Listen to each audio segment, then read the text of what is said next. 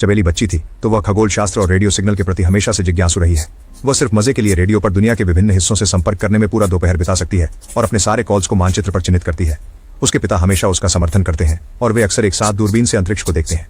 Eli का सपना है कि वह किसी दिन एलियंस से संपर्क कर सके, लेकिन कभी कभी वह यह भी सोचती है कि क्या वह रेडियो का उपयोग अपनी मृत मां से बात करने के लिए कर सकती है। सालों बाद एली डॉक्टर बन चुकी है और पुएर्टो रिको के अरेसिबो ऑब्जर्वेटरी में सेटी प्रोग्राम के तहत एलियंस की खोज में काम कर रही है। जैसे बचपन में वह एलियंस के द्वारा भेजे गए संकेतों को ढूंढने के लिए रेडियो पर घंटे बैठी रहती है। उसके सहकर्मी केंट, जो देख नहीं सकते, उनकी इस काम के लिए इज्जत करते हैं क्योंकि अब कोई सिर्फ सुनने के लिए नहीं बैठता। एली गैलेक्सी के उन जगहों को चिन्हित करती है जिन्हें उसने पहले ही जांच लिया है।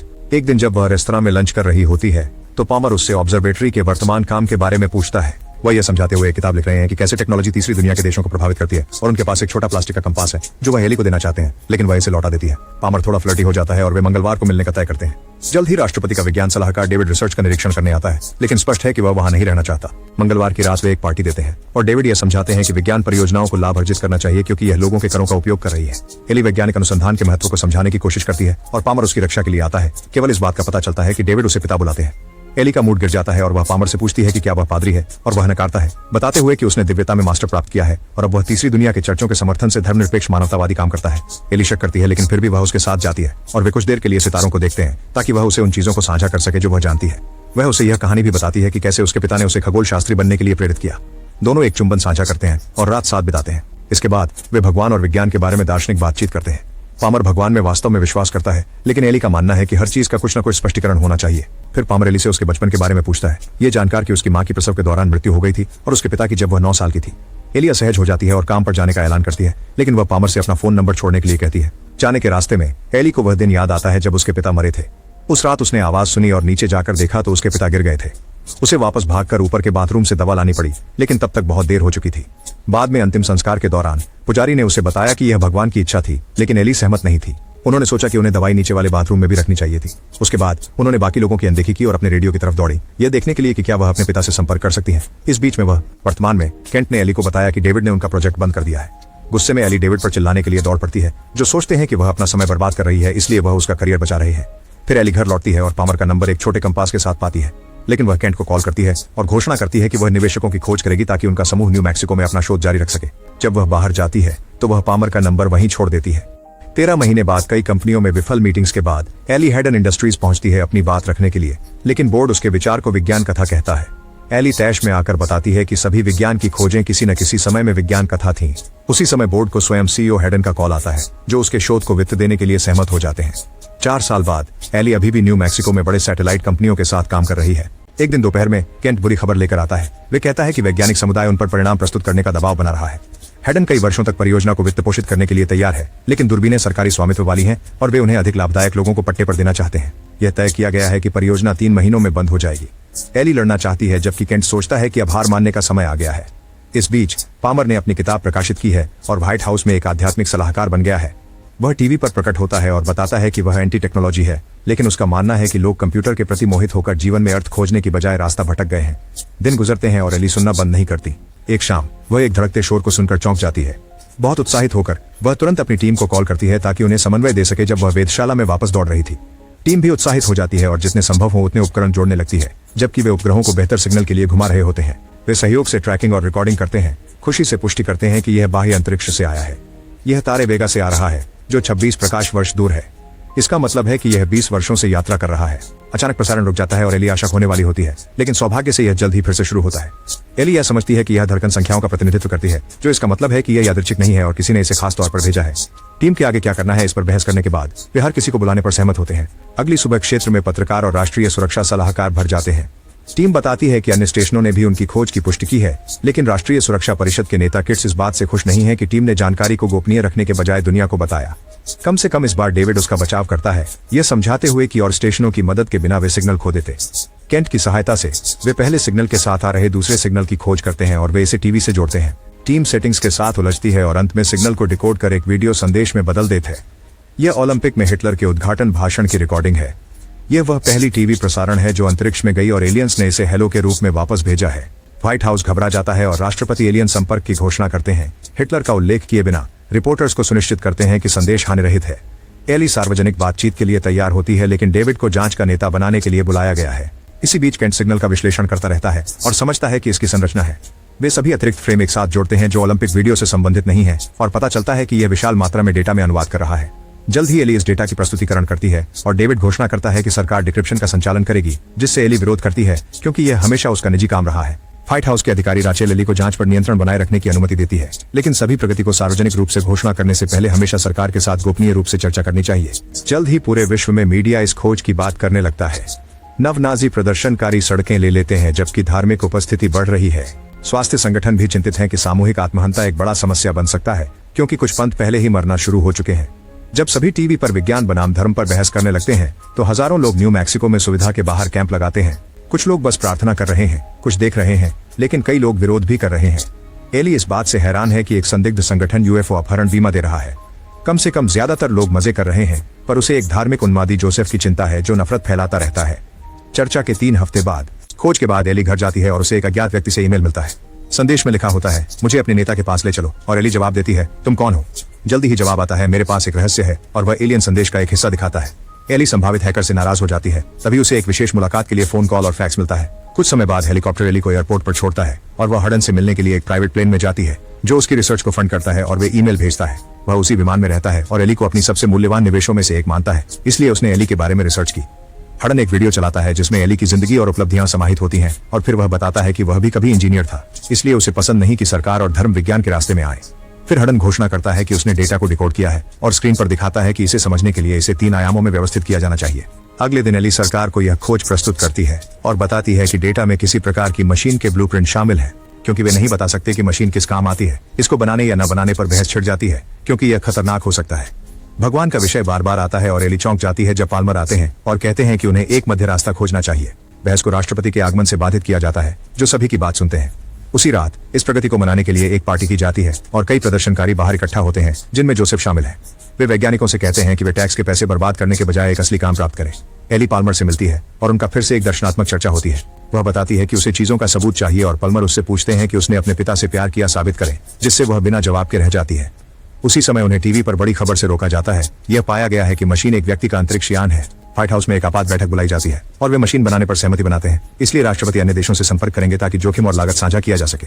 एक चयन समिति बनाई जाती है और पाल्मर इसमें होते हैं। वे कई उम्मीदवारों का साक्षात्कार करेंगे ताकि यह निर्णय लिया जा सके कि मशीन में यात्रा कौन करेगा। एली को हैरानी होती है कि डेविड विज्ञान सलाहकार के पद से इस्तीफा दे देते हैं ताकि वह भी उम्मीदवार बन सके। जल्द ही मीडिया इस पूरे प्रोजेक्ट की लागत देश को कितनी पड़ेगी और कौन इस यात्रा के काबिल है, इस पर चर्चा करने लगती है। 10 अंतिम उम्मीदवारों के बारे में बहुत विवाद होता है क्योंकि उनमें से 1/3 अमेरिकी हैं और जापान प्रणाली एकीकरण उपठेके के बदले किसी को नहीं भेजता। एली टीवी पर आती है और कहती है कि यात्री को संदेश की भाषा समझनी चाहिए और वह नहीं सोचती कि एलियंस उन्हें ऐसा कुछ भेजेंगे जो काम नहीं करेगा, इसलिए यह खतरनाक नहीं होना चाहिए। ये उस सूची के शीर्ष अंतरिक्ष यात्री को अपनी उम्मीदवारी वापस लेने से नहीं रोकता जब उसके डरे हुए बच्चे उससे कहते हैं। बाद में एली पाल्मर के साथ मिलती है और समझाती है कि समय फैलाव के कारण व्यक्ति को जहाज में केवल 4 साल बिताने होंगे जबकि धरती पर 50 साल बीत जाएंगे। वह सोचती है कि इतना महत्वपूर्ण उत्तर खोजने का त्याग करना उचित है और वे फिर से एक दूसरे को चूमते हैं। उम्मीदवार इंटरव्यू के दिन एली बेहद अच्छा करती है और समिति तैयार होती है खत्म करने के लिए, लेकिन पाल्मर बीच में पूछते हैं उसके नास्तिक होने के बारे में जो उसे सबके सामने बुरा दिखाता है। आखिरकार डेविड चुना जाता है। अंत में वह चुनी जाती है। शाम को पाल्मर एली से मिलने जाते हैं यह समझाने के लिए कि वह किसी ऐसे व्यक्ति को नहीं चुन सकते जो सोचता है कि ज्यादातर दुनिया भ्रांतियों में है। एली रोते हुए उन्हें कंपास लौटा देती है और उन्हें बाहर निकाल देती है। मशीन का निर्माण कैनेडी स्पेस सेंटर में केप कैनावेरल में किया जाता है और वहां भीड़ इकट्ठा होने लगती है। बहुत सारी टेस्टिंग की जा रही है एक रोबोट का उपयोग करके किसी भी साइड इफेक्ट को पहचानने के लिए। लॉन्च के दिन एली कार्यक्रम में शामिल होती है और डेविड उसे बताता है कि वह चाहता था कि उसका आदर्शवाद ही काफी होता, लेकिन अफसोस दुनिया फायदों पर चलती है। फिर एली टीम में शामिल हो जाती है। नियंत्रण कक्ष में और उत्साह से देखता है कि अंतरिक्ष यान कैसे सक्रिय होता है। उसके चारों ओर छल्ले घूमते हैं जैसे कि किसी प्रकार के त्वरक हों। जब अंतिम परीक्षण चल रहे होते हैं एली मॉनिटर देखती है और देखती है कि जोसेफ जहाज के पास एक कार्यकर्ता होने का नाटक कर रहा है। वह तुरंत डेविड को चेतावनी देती है और सभी लोग जोसेफ को पकड़ने के लिए दौड़ पड़ते हैं, लेकिन बहुत देर हो चुकी होती है। वह एक बम सक्रिय करता है और एक बड़ी विस्फोटक से टावर ढह जाता है। जब भीड़ घबराकर भागने लगती है तो गिरते हुए हिस्से जहाज को नष्ट कर देते हैं और कई कार्यकर्ताओं की जान ले लेते हैं, जिनमें डेविड भी शामिल है। कुछ मलबा उड़ता है लेकिन जहाज क्षेत्र के बाहर कोई घायल नहीं होता। कुछ समय बाद अधिकारी मृतकों के लिए उचित अंतिम संस्कार करते हैं, जबकि समाचार जोसेफ द्वारा छोड़ा गया अलविदा वीडियो दिखाती है जिसमें उसने कहा कि उसने सब कुछ मानवता की भलाई के लिए किया। जब एली घर लौटती है तो उसे अपने कमरे में कुछ मशीनें इंतजार करती हुई दिखाई देती हैं। वह एक कुंजी दबाती है और एक वीडियो कॉल शुरू होती है जिससे हड्डन मीर स्पेस स्टेशन में प्रकट होता है। वह वहां रह रहा है क्योंकि वह कैंसर से मर रहा है और अपने आखिरी दिन अंतरिक्ष में बिताना चाहता है। वह कैमरा होक्काइडो द्वीप पर झूम करता है और जापान द्वारा बनाए गए दूसरे जहाज को देखकर एली को आश्चर्य होता है। जिस कंपनी को अनुबंध मिला वह हड्डन की एक सहायक कंपनी है और उसने सब कुछ गुप्त रखा। एली तुरंत हड्डन के निजी विमान में जापान की यात्रा करती है और टीम से एक बड़े जहाज में मिलती है। वे उसे यात्रा के बारे में सब कुछ सिखाते हैं और सुरक्षा सावधानियों के बारे में भी बताते हैं, जिसमें जहर का कंटेनर भी शामिल है। उन्होंने वर्षों से अंतरिक्ष यात्रियों को यह दिया है कि अगर उन्हें आत्महत्या करनी पड़े तो क्योंकि वे एक जहाज की विफलता के बाद स्पेस में तैरते रह सकते हैं। इस मामले में शाम को पामर एली से मिलने आता है और उसे कंपास देता है, यह स्वीकार करते हुए कि उसने वास्तव में उसके लिए वोट नहीं दिया था क्योंकि वह उसे खोना नहीं चाहता था। जल्दी ही मीडिया घोषणा करती है कि एक दूसरी मशीन है, लेकिन साइट पर कोई रिपोर्टर्स की अनुमति नहीं है। लॉन्च के दिन एली के सारे छल्ले घूमते देखकर घबराहट होती है, लेकिन वह आगे बढ़ती रहती है। तकनीशियन उसके सूट से सभी कनेक्शन करते हैं और उसके सिर पर एक कैमरा लगा देते हैं ताकि पूरी यात्रा रिकॉर्ड हो सके। पामर अपने संपर्कों का उपयोग करके केंट को लाता है ताकि वह एली को टेकोनॉफ से पहले शुभकामना संदेश दे सके। जहाज कांपना शुरू करता है, जो कि सामान्य है, लेकिन एली एक अजीब रोशनी भी देखती है। वह इसे टीम के लिए रिकॉर्ड करने की कोशिश करती है, लेकिन फुटेज पूरी तरह से स्थिर है। वह यह थ्योरी करती है कि यह कुछ विद्युत चुंबकीय क्षेत्र होना चाहिए और यह देखकर चौंक जाती है कि जहाज पारदर्शी हो रहा है। काउंटडाउन शुरू होता है और टीम चिंतित होती है, खासकर जब जहाज चमकने लगता है और कंप्यूटर पर सभी नंबर सीमा से बाहर हो जाते हैं। वे मिशन को रद्द करने पर विचार करते हैं। फिर भी केंट को स्टैटिक के माध्यम से एली की आवाज सुनाई देती है, जो कह रही होती है कि वह अच्छी है। क्षेत्र में समुद्र पागल हो जाता है और अंततः अंतरिक्ष यान के उड़ने से ठीक पहले जहाज को हिला देता है। एली उन रोशनियों से आश्चर्यचकित होती है जो उसे घेर लेती हैं, जो जल्दी ही सबसे अद्भुत और सुंदर खगोलीय दृश्यों में बदल जाती है। ये जल्दी ही एक सुरंग में बदल जाती है और एली का मानना होता है कि यह एक वर्महोल है। वह पूरे अनुभव को कैमरे के लिए वर्णित करती है, भले ही वह अब ग्राउंड कंट्रोल से संपर्क नहीं कर सकती। वह जो अवशिष्ट विकिरण लगता है उसे पार करने के बाद जहाज रुक जाता है और एली वेगा को देखती है। चारों तरफ देखने से एक अजीब वर्जनात्मक उपकरण दिखाई देता है और फिर अचानक जहाज फिर से उड़ान भरता है। अब एली कई वर्महोल के माध्यम से यात्रा करती है, जो उसके चेहरे पर एक अजीब प्रभाव डालता रहता है। अंततः यह एक अन्य तारा प्रणाली पर रुक जाता है और एली एक ग्रह पर एक शहर देखती है। वह इससे पहले कुछ और देख पाती कि नहीं। जहाज एक बहुत ही हिंसक वर्महोल में प्रवेश कर जाता है और कंपास उड़ने लगता है, इसलिए एली उसे पकड़ने के लिए कुर्सी छोड़ती है। उस पल कुर्सी टूट जाती है और छत से टकराती है। उसके बाद सभी रोशनी बंद हो जाती है।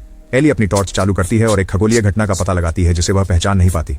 वह इसकी सुंदरता से अत्यधिक प्रभावित होती है और कहती है कि इसका वर्णन करने के लिए एक कवि को भेजा जाना चाहिए था। अचानक वह खुद को हवा में नीचे तैरती हुई पाती है और वह बीच पर दिखाई देती है। यह जगह भी बहुत सुंदर है और यह उस ड्राइंग जैसी लगती है जो उसने बचपन में बनाई थी। इधर उधर भागने से उसके हाथों को रोका जाता है। इसका मतलब है कि यह कुछ तरह की ऊर्जा या भ्रम है।